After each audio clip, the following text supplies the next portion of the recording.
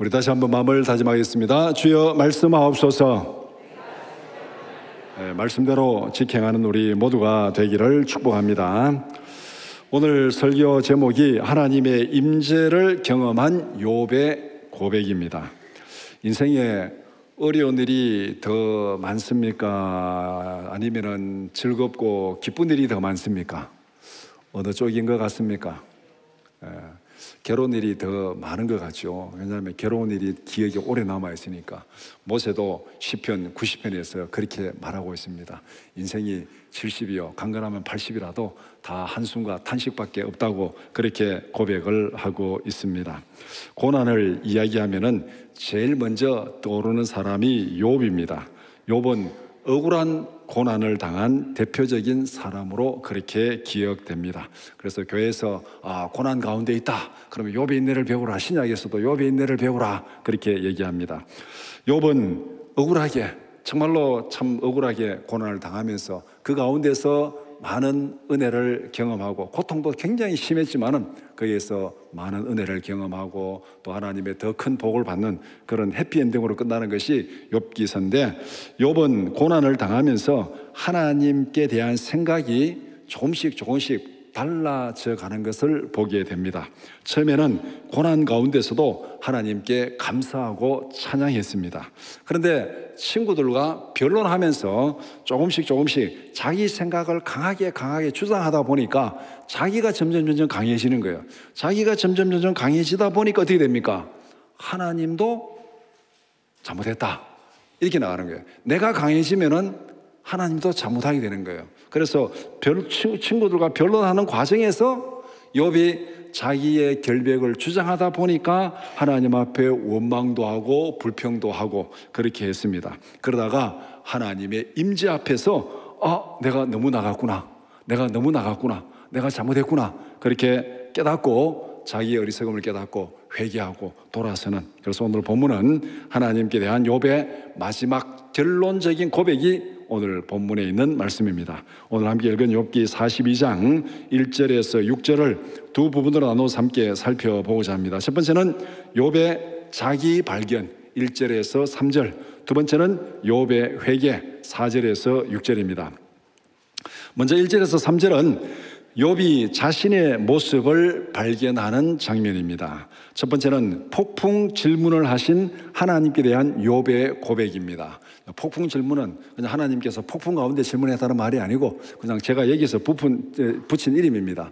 하나님께서 욥이 자기 옳다고 계속 이렇게 막 변론하니까 나중에 하나님이 욥 앞에 딱 나타나셔가지고, 그러면은 지금부터 너가 그렇게 옳으면은 내가 묻는 말에 대답해봐라 하고 하나님이 질문을 딱 던집니다. 그러니까 욥이 그 질문에 답을 못해요. 지금 자기 옳다고 자기 잘한다고 그렇게 큰 소리 쳤는데 하나님이 던지는 질문에 답을 못하는 거예요. 그러니까 하나님께서 질문을 던지니까 욥이 답 못하니까 하나님이 가만히 있는 게 아니고 계속 질문하는 거예요. 계속 질문하는 38장 이후에 계속 하나님이, 욥이 답변 못하고 있는데도 계속 질문하는데 욥은 거기에 한마디도 답변을 못해요. 그래서 이것을 제가 폭풍 질문이라 그렇게 이름을 붙였습니다. 하나님께서 계속 질문하는 그 앞에서 욥이 이렇게 답변 못하고 자기를 고백하는, 하나님이 어떤 분인지를 발견하고 고백하는 그 장면이 오늘 본문에 이제 있는 말씀, 이제 2절에 있는 말씀인데, 욥이 고난을 당하자 욥의 친구들이 욥을 위문하러 왔습니다. 왜 하나님 앞에서 욥이 이제 한 걸음 더 나가게 됐는지, 하나님 보시기에 넘지 말아야 될 선을 넘게 됐는지, 그 과정이 지금 친구들과 변론하는 과정에서 변론하면서 자기가 옳다고 자꾸 얘기하다 보니까 한 걸음 나가다 보니까 그냥 너무 멀리 나가버린, 그것이 지금 욥이 하나님 앞에 원망하고 불평하는 그 과정인데, 욥의 친구들이 이제 욥의 소식을 듣고 정말 이렇게 어이가 없어서 이렇게 와서 이제 위로하러 왔습니다. 위로해서 와서 보니까 욥이 너무 고통 가운데 있으니까 이 친구들이 무슨 말로 어떻게 위로할 수가 없는 거예요. 너무 처참해가지고. 그래서 2장에 보면은 이 욥의 친구들이 7일 동안 밤낮으로 먹지도 않고 욥 옆에 가만히 앉아 있는 거예요. 그러니까 할 말이 없어서. 이거 보면은 욥의 친구들 욥 우정이 정말 대단하죠.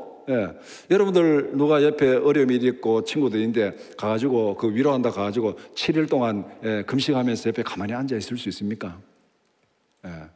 하루라도 그래 하면은 정말 대단한 우정이고 대단한 사랑의 표현이죠. 근데 욥의 친구들은 7일 동안 그렇게 했어요. 그리고 보면은 이 욥의 친구들이 욥에 대한 그 마음은 진심이라는 걸 우리가 알 수가 있습니다. 그러면서 욥의 친구들이 이것을 보고 나서 욥이 고통받는 게 너무 안타까우니까 이거 어떻게든지 빨리 벗어나게 해야 되는데 욥이 보니까 뭐 회개하거나 그런 거 전혀 없어요. 그러니까 욥의 친구들이 참다 내가지고 정말 진심으로 정말 사랑하는 마음으로 욥에게 회개하라고 충고합니다. 회개하라고 충고하는 거예요. 그런데 욥은 그 충고를 받아들이지를 못합니다. 친구들 입장에서 보면은 정말로 욥이 회개하고 빨리 회복되기를 바라는 진심이었고, 욥이 입장에서 보면은 내가 하나님 앞에 잘못한 게 없는데 회개하라니까 이것도 억장이 무너지는 것이고, 두 쪽의 생각이 막 좀 극과 다르니까 거기에서 변론이 치열해지고 거기서 정말 자기 생각들이 점점 더 강해져가는 그것이 욥기서에 나타난 변론입니다. 그래서 친구들은 잘못을 인정하고 회개하라, 그러면은 고난에서 구원받을 것이다. 이게 욥의 친구들이 와서 딱 보고 첫눈에 너 잘못한 게 있구나, 죄지었구나, 회개해라, 이렇게 말한 게 아니에요. 그러면 욥이 진짜 누구든지 열받을 만하겠죠. 와서 알지도 못하고 그냥 죄지었으니까 회개해라 이 말하면 열받습니다. 그런데 욥의 친구들이 와서 처음에 그렇게 말한 거 아니에요. 7일 동안 함께 고난을 당하면서 있다가 그래서 정말 진심으로 욥에게 그렇게 말한 거예요. 욥은 자기가 아무리 돌아봐도 내가 하나님 앞에 이렇게 벌을 받고 이렇게 고난을 당한 잘못이 없는 거예요. 나는 잘못이 없다. 난 잘못이 없다. 근데 내보고 회개하라니까, 욥이 안 그래도 지금 고통 가운데 있는데 회개하라니까 더 힘든 거예요. 지금 심리적으로 친구들이 위로한다고 하는데 욥은 지금 더 큰 고난을 당하고 있습니다. 그러면서 욥이 자기의 생일을 저주합니다.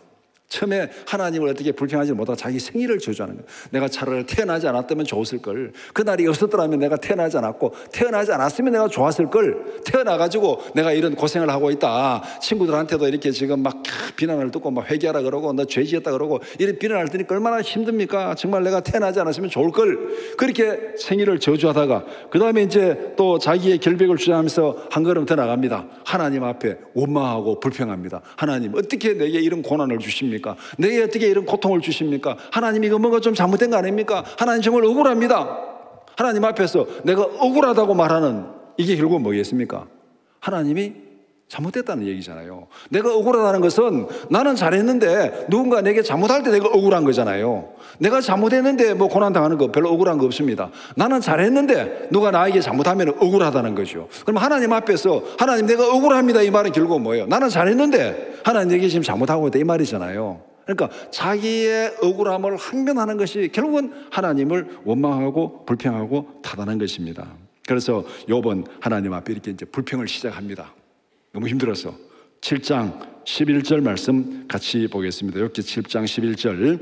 그런즉 내가 내 입을 금하지 아니하고 내 영혼의 아픔 때문에 말하며 내 마음의 괴로움 때문에 불평하리이다.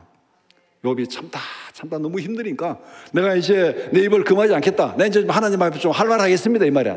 하나님 할 말 하겠습니다. 할 말 하는데 내 영혼이 너무 아파서 내가 말합니다. 그리고 내 마음이 너무 괴로워서 하나님 앞에 불평합니다.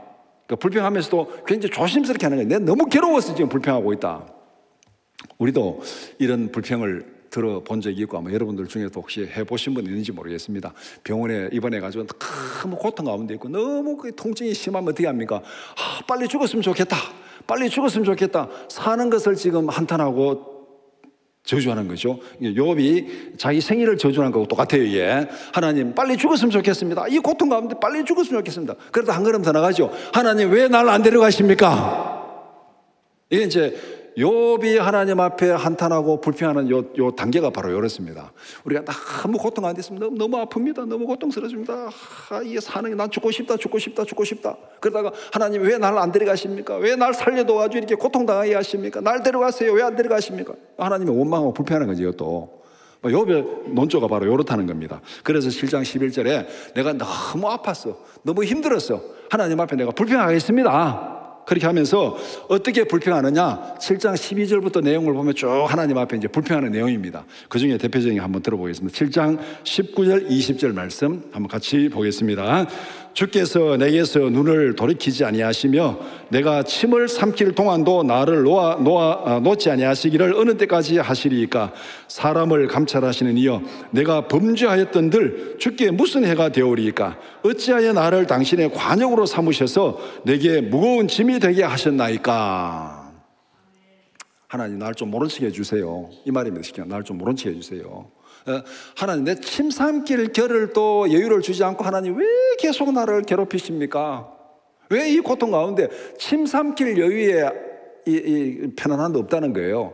침 삼킬 여유에 편안함도 없이 계속 고통 가운데 하나님 나를 괴롭히십니까? 하다 내가 하나님 내가 하나님 앞에 죄를 범한들 하나님께 무슨 손해가 있습니까? 내가 죄를 범한들 전능하신 하나님이 뭔 손해가 된다고 나를 이렇게 괴롭히십니까? 나를 당신의 관역으로 삼아가지고 계속 내게 화를 쏴댑니까? 내가 하나님 앞에 범죄했다 칩시다. 그게 하나님 앞에 뭐가 그래 손해가 됩니까? 나를 좀 놔주세요. 왜 이렇게 괴롭히십니까? 이게 지금 욥이 하나님 앞에 너무 아파서 너무 고통스러워서 하나님 앞에 원망하고 불평하는 거예요. 정말 이해될 만하죠. 내가 하나님 앞에 범죄한들 하나님 뭐가 그렇게 손해가 돼가지고 나를 이렇게 철저하게 감찰하시고 철저하게 고통을 주시고 괴롭힙니까? 이렇게 지금 욥이 하나님 앞에 원망하고 타단한 거예요. 자기의 결백을 주장하면서 하나님을 원망하고 타단한 욥에게 이제 쭉 지나가가지고 나중에 욥기 후반부에 가서 하나님께서 나타나셔서 욥에게 질문합니다. 욥에게 질문합니다. 욥기 40장 2절 말씀 같이 보겠습니다. 트집 잡는 자가 전능자와 다투겠느냐? 하나님을 탓하는 자는 대답할지니라. 하나님을 탓하는 자는 대답할지니라. 하나님을 탓한다는 것은 결국 뭡니까? 하나님 잘못했다는 거잖아요. 우리가 남을 탓한다는 거, 나는 잘했는데 너가 잘못해서 그렇다, 이게 남 탓하는 거잖아요. 하나님을 탓하는 것은 나는 별로 잘못이 없는데 하나님이 계속 나를 괴롭힌다, 그러니까 하나님이 잘못한 거다. 이렇게 욥이 계속 말하니까 하나님이 등장하셔가지고 하나님을 탓하는 자여, 전능자를 탓하는 자여 대답해라, 내가 질문할 테니까. 그러면서 하나님께서 막 질문을 막 쏟아냅니다. 그러니까 욥이 그 앞에서 한마디도 못하는 거예요. 한마디도 못하면서 그 모든 질문을 들어보니까 이게 하나님이 내가 알고 있는 하나님이 아니에요. 그래서 욥이 고백하는 것이 바로 2절에 있는 겁니다. 주께서는 못하실 일이 없사오며 무슨 계획이든지 못 이루실 것이 없는 줄 아오니. 앞에서 창조의 모든 과정에서 이게 누가 지었고 이거 누가 지었고 이거 누가 정의했고 이거 누가 했느냐 막 질문하니까 욥이 한마디도 못하는 거예요. 그러면서 하나님은 전지전능하신 분이다. 그리고 하나님은 공의로우신 분이다. 그것을 인정합니다. 지금까지는 나는 잘했는데 하나님이 잘못했어, 그러니까 하나님이 공의로운 분이 아니라는 거잖아요. 그렇게 변론했는데 하나님께서 막 질문하면서 질문하니까 거기서 자기가 깨달은 게 하나님은 전지전능하신 분입니다. 하나님은 공의로우신 분입니다. 여기서 욥이 하나님을 발견한 거예요. 하나님을 발견한 거. 그러니까 하나님을 알고 그 다음에 단계가 나를 아는 거예요. 하나님을 제대로 알지 못하니까 나도 제대로 모르는 거예요. 욥이 이제 하나님을 제대로 알았습니다. 지기면 백전백승이다. 우리가 이 세상 살아가면서 하나님을 바로 알아야 돼. 하나님을 제일 먼저 하나님이 누구인지를 바로 알아야만 그 다음 자기를 알 수 있습니다. 하나님을 모르면은 자기도 몰라요. 그래서 2절에서 드디어 욥이 하나님이 어떤 분인지를 내가 지금 바로 알고 고백합니다. 2절은 하나님에 대한 욥의 고백입니다. 두 번째는 자신의 어리석음에 대한 욥의 고백입니다. 하나님을 알고 그 다음에 자기를 아는 거예요. 욥은 지금까지 주장한 자신의 변론이 어리석은 것임을 고백합니다. 우리는 욥기에 나타난 욥의 생각의 변화를 점검할 필요가 있습니다. 고난에 대한 첫 번째 반응은 고난 중에서도 찬양하고 원망하지 않았습니다. 욥기 1장 20절에서 22절 말씀 같이 보겠습니다. 욥이 일어나 겉옷을 찢고 머리털을 밀고 땅에 엎드려 예배하며 이르되 내가 모태에서 알몸으로 나와서온즉 또한 알몸의 거리로 돌아가올지라 주시니도 여호와시요 거두시니도 여호와시니 여호와의 이름이 찬송을 받으실지니이다 하고 이 모든 일에 욥이 범죄하지 아니하고 하나님을 향하여 원망하지 아니하니라. 이 욥의 고백이 정말 이 가능한 고백입니까? 저는 아무리 읽어도 저로서는 이거 도저히 불가능한 고백입니다. 왕창 망하고 하나도 없이 다 망했는데 욥의 고백이 주신지도 하나님, 가져가실 분도 하나님, 하나님의 영원히 찬양 받으실 분입니다. 우리가 뭐 빈손으로 왔다 빈손으로 간다 이 말을 쓰는데, 오늘 본문에는 우리가 알몸으로 왔다가 알몸으로 가니까 뭐 당연한 거 아니냐, 하나님 다 거둬가셔도 하나님 영원히 찬양 받으실 분입니다. 그렇게 지금 욥이 극심한 고난 가운데서도 이렇게 하나님을 찬양하고 불평하지 않습니다. 그런데 욥은 친구들과 변론하면서 자기의 결벽을 강하게 주장합니다. 하나님 앞에서 어떻게 보면 좀 이렇게 자기 이 관계를 바로 세웠는데, 친구들과 변론하는 과정에서 쉽게 말하면 욥이 속된 말로 열받았습니다. 자존심 상했습니다. 너들이 감히 나를, 이렇게 된 거예요. 욥기서 주의를 보면 너들이 감히 나를, 너보다는 내가 낫다, 내가 너들 충고받을 거 아니다, 너보다는 내가 훨씬 낫다. 이러다 보니까 그 친구들이 계속 이제 이 하나님을 기초해가지고 욥에게 회개하라는 거거든요. 그러니까 하나님을 계속 끌어와서 회개하라니까 나는 그렇지 않다고 하니까 결국 하나님을 원망하고 탓할 수밖에 없는, 이렇게 지금 욥기서가 흘러갑니다. 친구들과 변론하면서 자기의 결백을 강하게 주장합니다. 친구들이 회개를 촉구합니다. 욥은 자신은 결백하다고 주장합니다.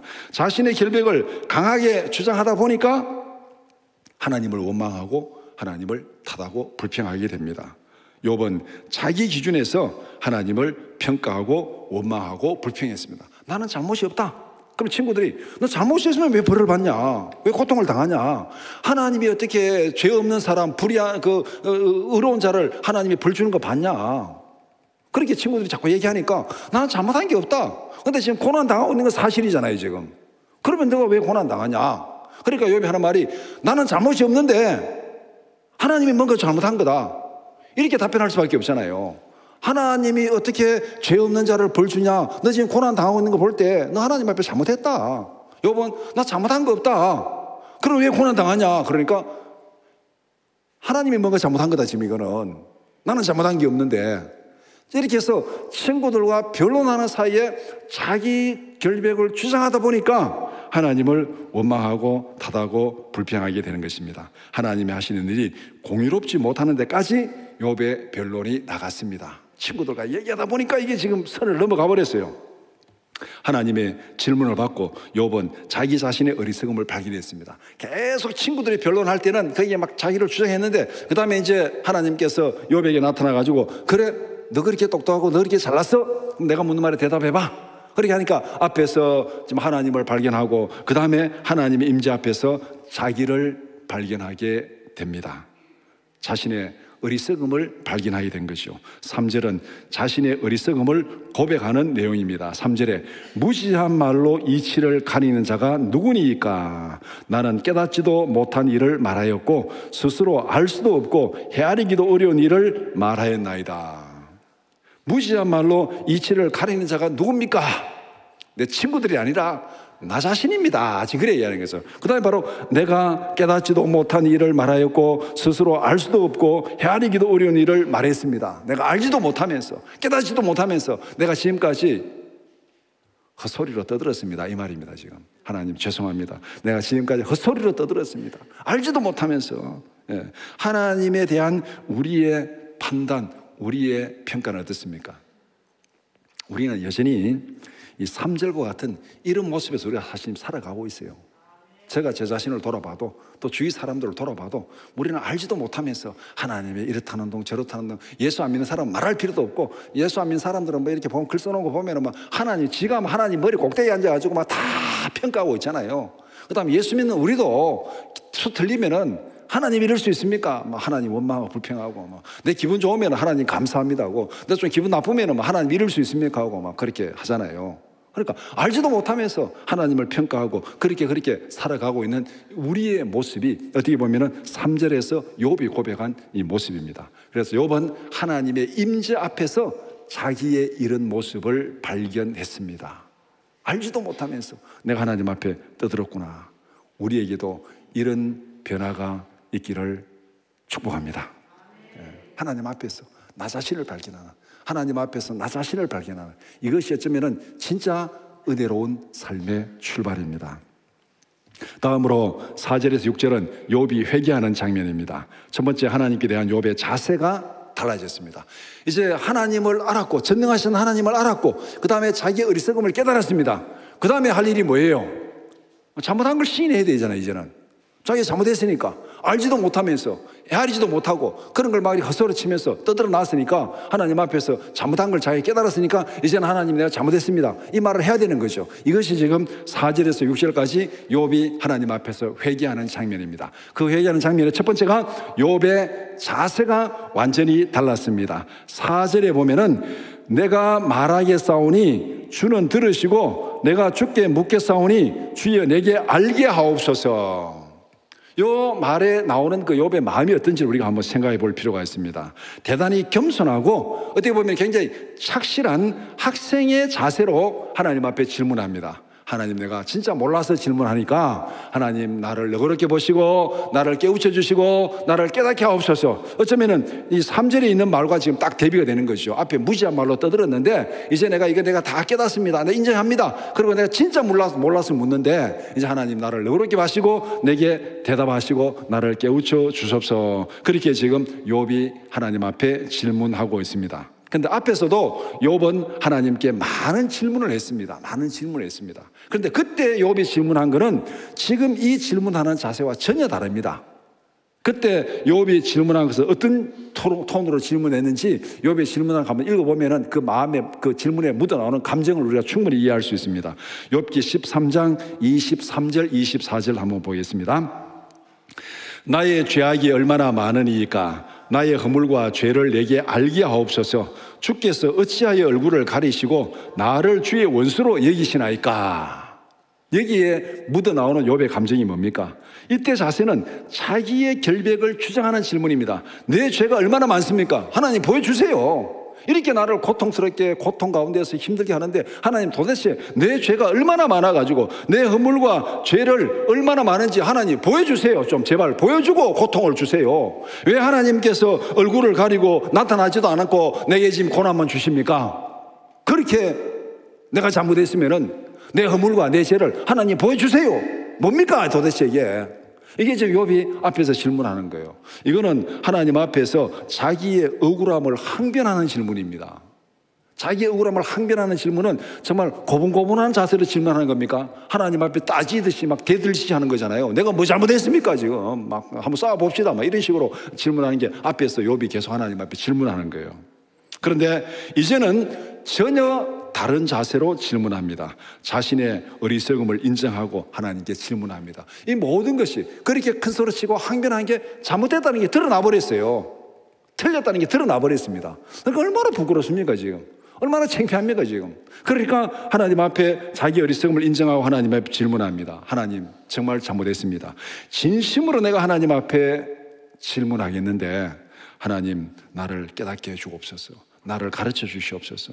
하나님 앞에 전적으로 내가 순종하겠습니다. 깨닫게 해주시면은, 깨우쳐 주시면은, 지금까지 내가 모르고 헛소리 했는데 이제 정말 하나님 내게 깨닫게 해주시면은 내가 정말 그 말씀대로 순종하겠습니다. 진짜 날 깨닫게 해주시고 내가 순종하겠습니다. 이런 자세로 지금 하나님 앞에 질문하고 있습니다. 하나님의 임재를 경험한 후에 욥의 태도가 완전히 달라졌습니다. 전에는 자신의 결백을 주장하면서 하나님을 평가하고 원망했습니다. 이제는 자신을 하나님께 전적으로 복종시키고 순종하겠다는 자세로 하나님 앞에 지금 질문하고 있습니다. 나를 강하게 세우고 내가 옳다는 걸 강하게 세우면은 나머지는 다 틀린 거예요. 나머지는 다 틀려집니다. 그러니까 내가 옳다는 걸 강하게 주장하다 보니까 하나님 앞에 원망하고 불평했는데 이제는 내가 그게 틀렸습니다. 내가 틀렸습니다.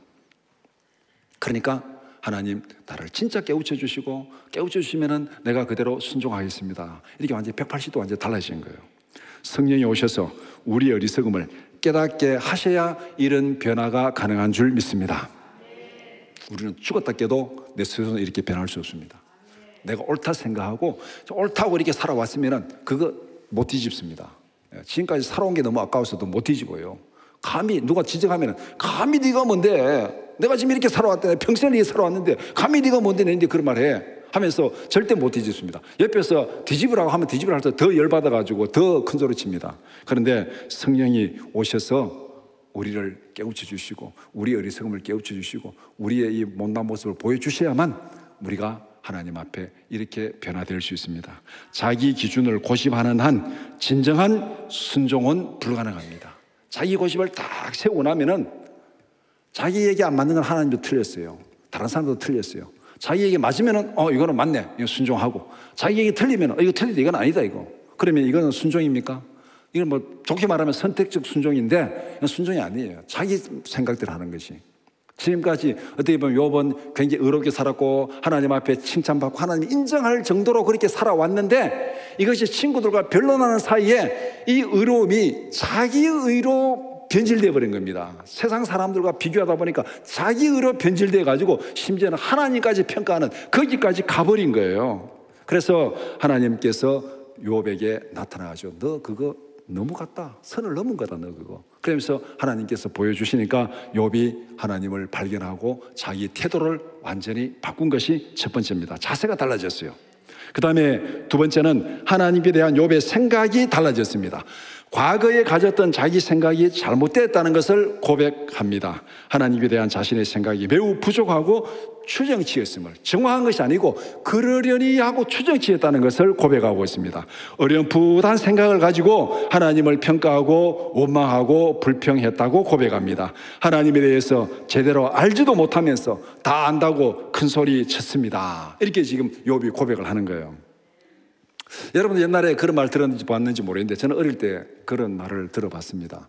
서울 가본 놈하고 안 가본 놈하고 싸우면은 누가 이기겠냐?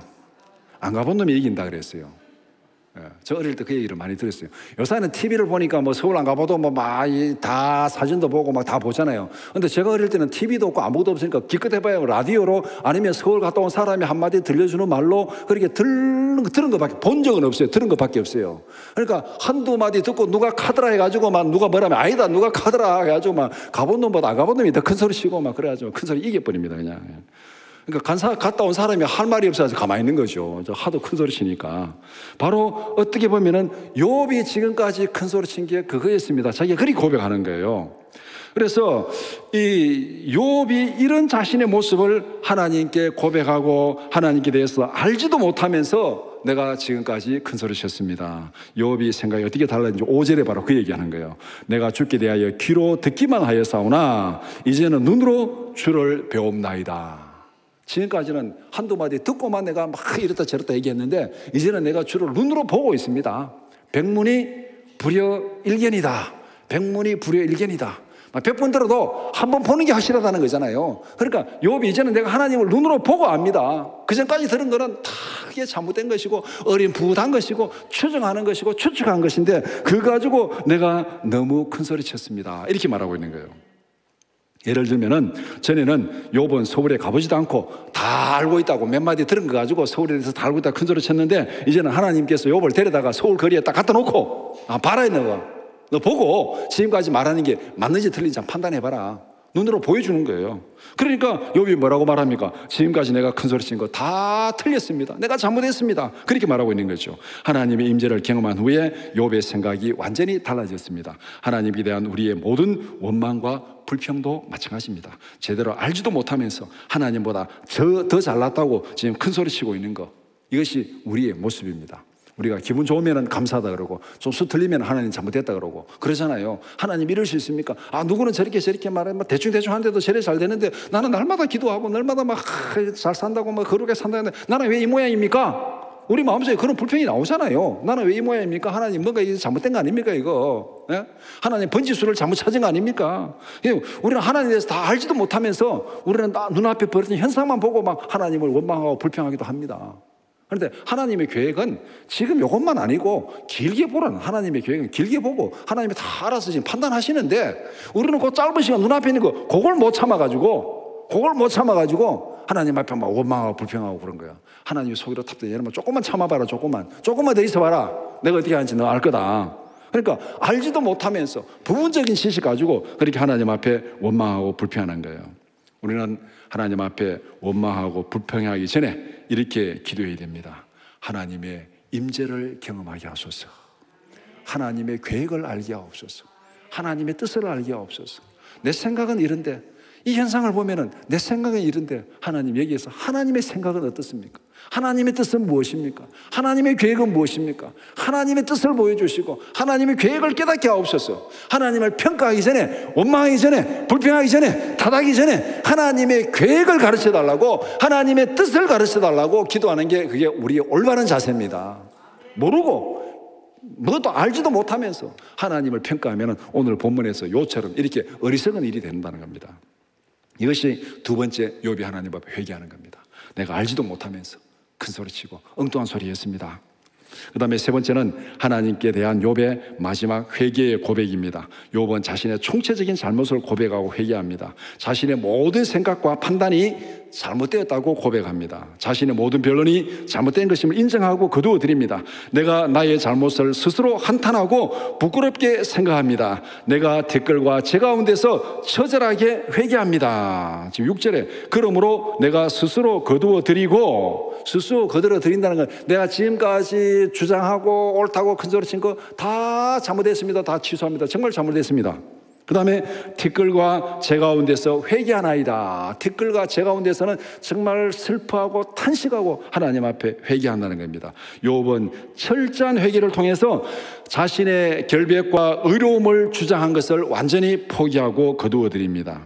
욥의 회개는 철저한 자기 부정입니다. 지금까지는 자기가 잘했다고 1장에 보면 욥 정말 잘했어요. 정말 거룩하게 살았습니다. 1장 1절, 딱 1장 1절에 보면 욥은 의롭고 경건하고 하나님을 경건하고 완전한 자라고 정말 이만한 자 없다고 그렇게 딱 1장 1절에 그렇게 시작하고 있어요. 정말 욥은 잘했습니다. 정말 억울할 수 있습니다. 그런데 하나님의 임재를 경험하고 보니까 그것조차도 잘못됐습니다.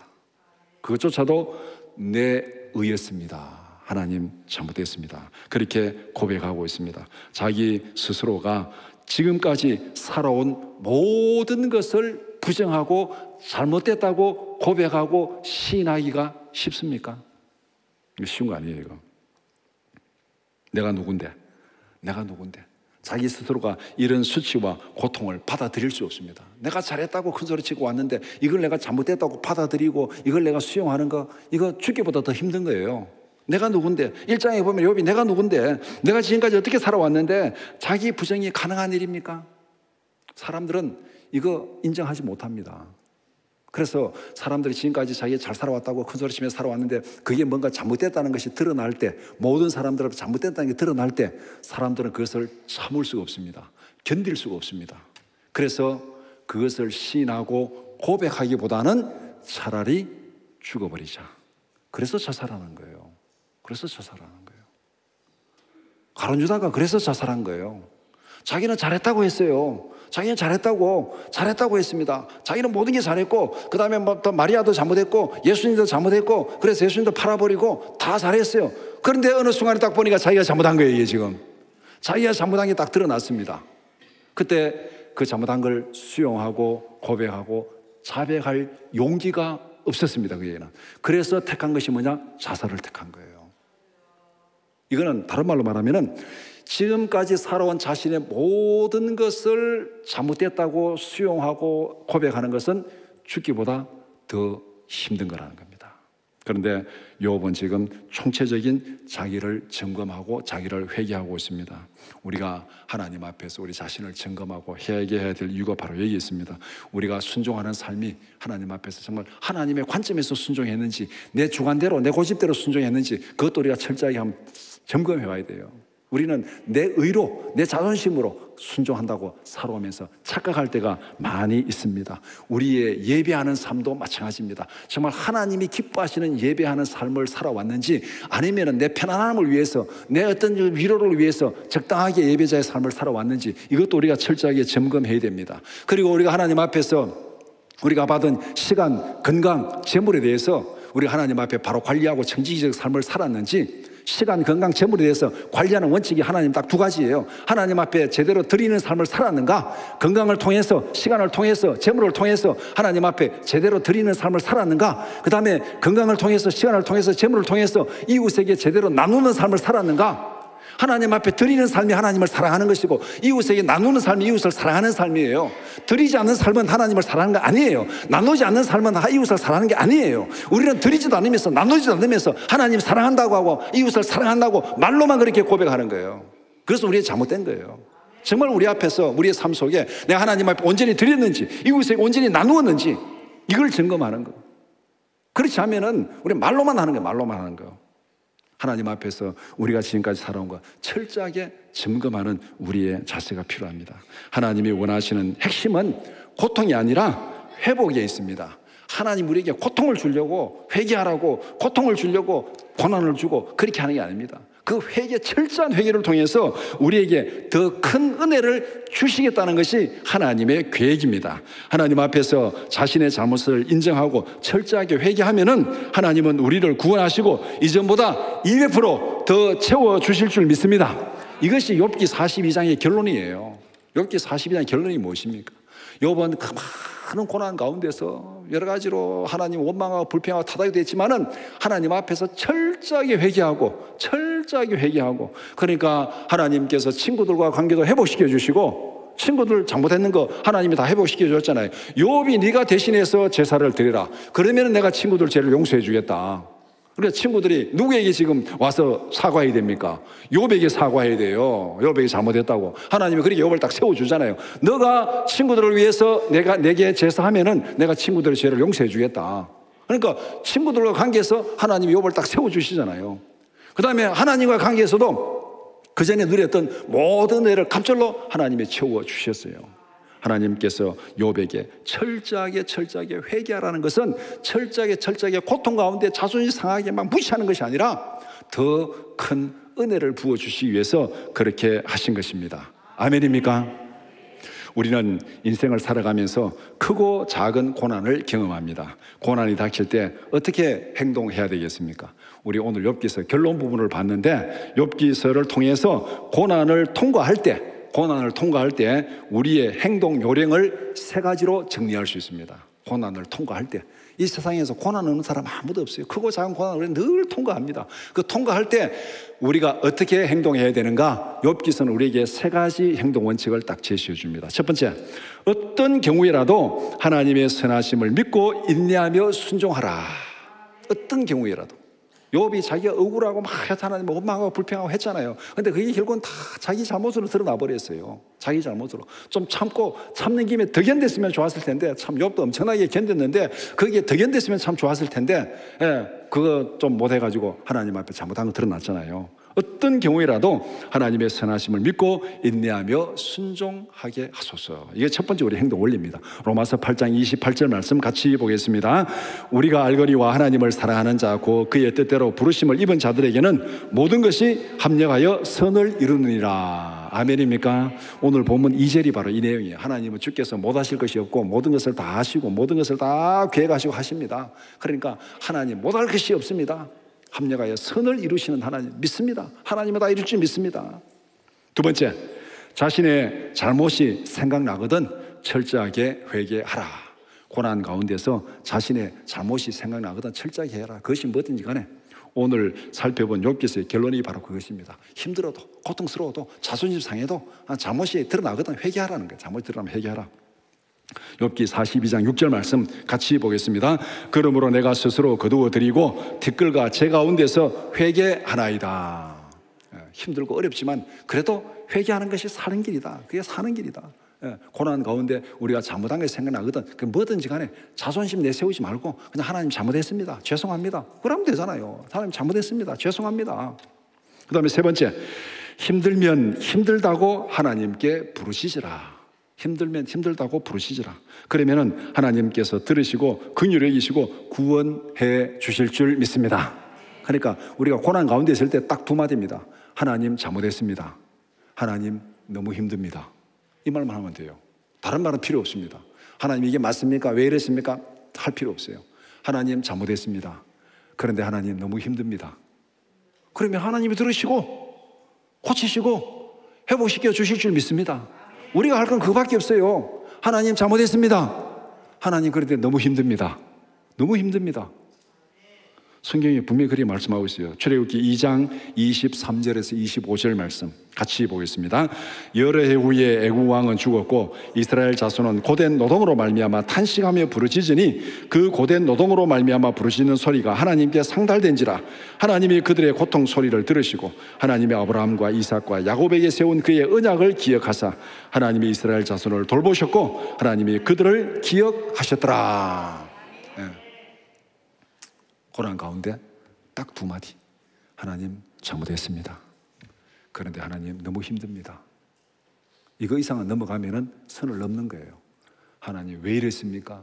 내가 뭐 잘못했습니까? 다른 사람이 이런데 나는 왜 이랬습니까? 이거는 선을 넘는 거예요. 욥기서 했어요. 욥이 그래 선을 넘은 거예요. 친구들과 변론하다가 그렇게 선을 넘었습니다. 그러니까 욥기서 우리에게 가르쳐 주시는 것은 하나님의 전능하신 하나님입니다. 하나님이 다 계획이 있습니다. 하나님이 다 이루십니다. 그러니까 우리가 고난 가운데 있으면 잘못한 거 회개하면 돼요. 회개하라고 하신 거예요. 하나님 앞에 회개하고 그 다음에 우리가 힘들면 힘들다고 탄식하면 되는 거예요. 힘든데 힘들다 하지 뭐라 합니까? 힘들지 않다고 말하는 거 아니에요. 힘들면 힘들다고 탄식하면 돼요. 시편에 나오면 뭐 대부분의 기도가 탄식의 기도입니다. 너무 힘듭니다. 너무 힘듭니다. 너무 힘듭니다. 이게 탄식의 기도예요. 그래서 고난 가운데 있을 때 하나님 잘못했습니다. 하나님 그런데 너무 힘듭니다. 고난은 회개하고 부르짖으라는 하나님의 비상 사이렌입니다. 고난에 대해 철저히 회개하고 부르짖어서 더 큰 은혜의 자리로 나가는 우리 모두가 되기를 축복합니다.